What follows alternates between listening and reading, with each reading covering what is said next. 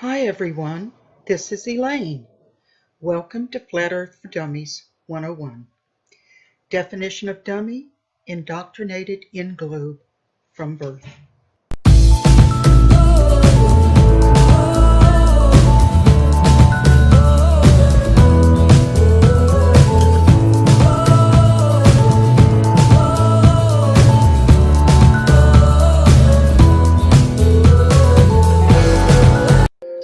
A spinning globe is only true in fairy tales.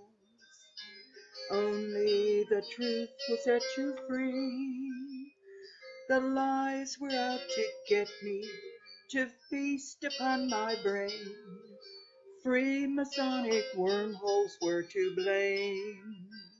Then I saw the way. Now I'm a flat earther. There is no curve, no globe in my mind. The earth is flat. We're the believers, don't eat the deceivers, those who lie. In 1533, Spanish conquistadors arrived at the borders of the Incan Empire. They penetrated quickly inward, cutting a path with steel, looting and plundering as they did. In one Incan town, a priest named Amaru Ramu waited for the conquerors to arrive, cradling close to him his community's prized possession, a small golden disc they called the Key of the Gods of the Seven Rays. As the Spanish got closer, Amaru Ramu decided to flee into the mountains around Lake Titicaca, taking the precious disc with him lest the Spanish get their hands on it. There, hidden amongst the rocky peaks, he came across a group of holy men guarding what appeared to be a large doorway carved into a mountain. The men began to tell Amaru Ramu the story of this doorway, proclaiming that it was a portal they called the Gate of the Gods, which, when opened, led to the world where Incan deities resided. Great heroes of the past, they explained, had traveled through the door when their time on Earth was complete. There was even a prophecy that one day the gate would open much wider than it had before, and the gods would return to Earth.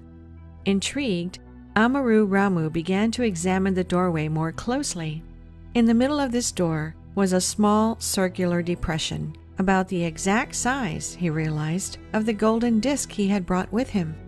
Curious, he took the disc out and placed it in the depression. It fit perfectly.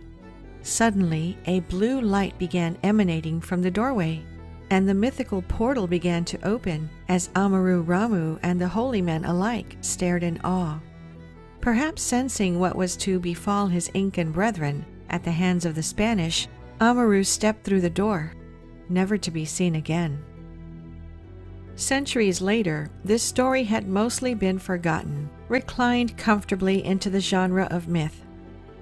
And perhaps there it would have stayed, if not for a man named José Luis Delgado, who discovered something incredible. In 1996, Delgado began to have a strange and extremely vivid recurring dream. In it, he stood before a stone doorway, which emanated a mysterious blue light. Perhaps the dream was little more than a result of stress. Delgado had just started a new job as a tour guide in the mountains of modern Peru, and he did not yet know the area well enough to feel comfortable leading the many tourists who pass through each year. To rectify this, he began to explore the area on foot, better acclimating himself with the vast surroundings. One day, while doing just this, Delgado came across something which stunned him. There, deep in the mountains, was what appeared to be a large stone door, 25 feet tall and 25 feet wide, carved into the side of a mountain, with a smaller recessed door at its base, exactly the door Delgado had seen in his dream. As he described, "When I saw the structure for the first time, I almost passed out. I have dreamed of such a construction repeatedly over the years. I have commented to my family many times about these dreams, and so when I finally gazed upon the doorway, it was like a revelation from God. How do you make order of such a strange occurrence?" His discovery brought a rush of researchers and interested tourists to the area. This resulted in numerous reports of abnormal occurrences. Some heard strange music emanating from behind the stone. Others claimed that when they put their hands on the door, they could feel energy pulsating from the inside. Some even began having visions of columns of fire and supernatural happenings. In short order, the Peruvian government designated the area a historic site, stopping any further research from taking place and leaving the mystery unsolved. What shocked many researchers was a discovery made in Turkey of a structure almost identical to the Gate of the Gods in Peru. How can we find the same structure literally on the other side of the globe and believe it's merely a coincidence? Is it possible that these creations are some kind of energetic portals which could be used to travel long distances in a short time? How advanced are the beings who are able to use such technologies and traverse the globe? Interestingly, the Gate of the Gods is but one of 5 unusual archaeological sites in close proximity around Lake Titicaca, high in what are now called the Andes Mountains. Travel just across the lake into modern-day Bolivia, and there stands the perplexing Gate of the Sun, a 10-foot-tall archway fashioned from a single piece of stone, resting seemingly in the middle of nowhere. Into this gate is carved the glowing face of the sun god, surrounded by a series of unusual inscriptions believed by some to possess astronomical and astrological significance. Over the years, many in the area have reported significant UFO activity near the gate, twinkling blue lights and glowing white discs. And there are some who believe the gate is a portal through which these UFOs travel. It's interesting to note that both the Gate of the Sun and the Gate of the Gods, together with other unusual archaeological points in the area, are all constructed around Lake Titicaca.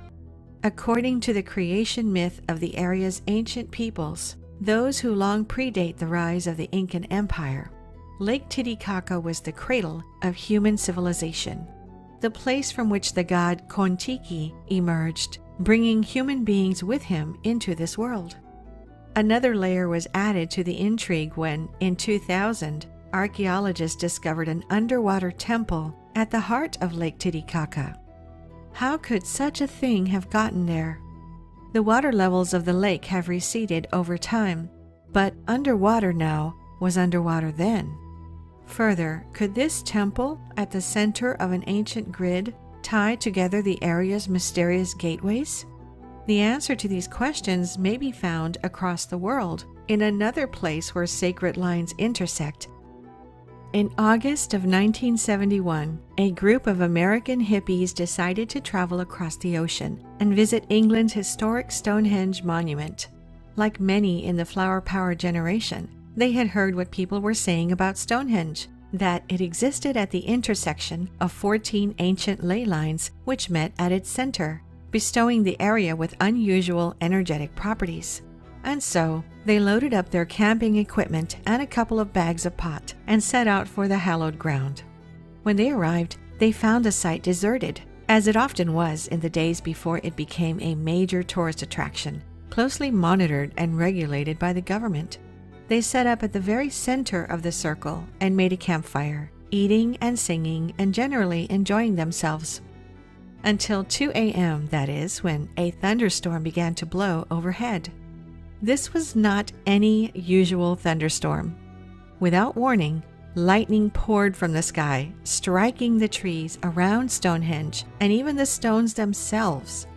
Drawn by the weather and the blood-curdling screams emanating from the site, 2 witnesses, a local beat cop and a farmer, rushed to the area. When they arrived, a blue light was shining so brightly from the site that they had to look away. Finally, the storm abated, and they rushed to the stones, expecting to find the source of the screams badly injured or even dead. Instead, what they found disturbed them. A smoldering campfire, a couple of collapsed tents and backpacks strewn about, but no people. What had become of the hippies? No one was quite sure. They had seemingly vanished into thin air. Most curiously, inside one of the backpacks, they found a diary whose author, a young woman named Wilma Rupert, had recorded the journey right up until the storm. I knew it would rain. It always rains where the blue glow comes. I see him every night, but I don't tell the guys. I stop seeing only when I'm drunk enough. Once they took my dad to heaven. He managed to tell me that they would not come after me if I was too drunk. In the past weeks, I didn't drink, especially when I learned that we were going to Stonehenge. Cherie is very afraid of lightning. I think that the lightning will strike close to us. It's noisy outside and lightning strikes trees. Cherie is afraid, but he needs to be afraid of another. The blue glow is very close. If someone finds this entry, then demolish this godforsaken place. The question is, who are they? Those who come with the blue glow, who Wilma Rupert was so afraid of. Some may write off Rupert's diary as the musings of a stoned hippie rambling about visitors from the sky, except she isn't the only one. In the Jewish and Christian Bibles, there is an entry which perhaps could have been written by Rupert herself, in which the prophet Ezekiel describes a whirlwind coming from the north, a great cloud with fire flashing forth continually, and a bright light around it, and in its midst something like glowing metal in the midst of the fire. Elsewhere, the oral traditions of the Cherokee Native American tribes speak of star people appearing from space through a hole in the sky and creating their tribe, while further south, the Turtle Island tribe of what is now Arizona speaks of portals to other worlds all across their territory. To this day, locals in Sedona, Arizona, periodically report seeing a blue light emanating from a natural stone archway in the desert. So they project the image around the ball, and that's how they came up with the globe.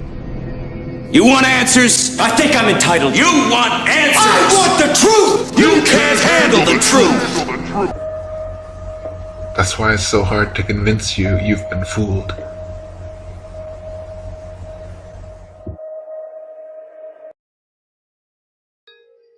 We're the believers, don't heed the deceivers, those who lie.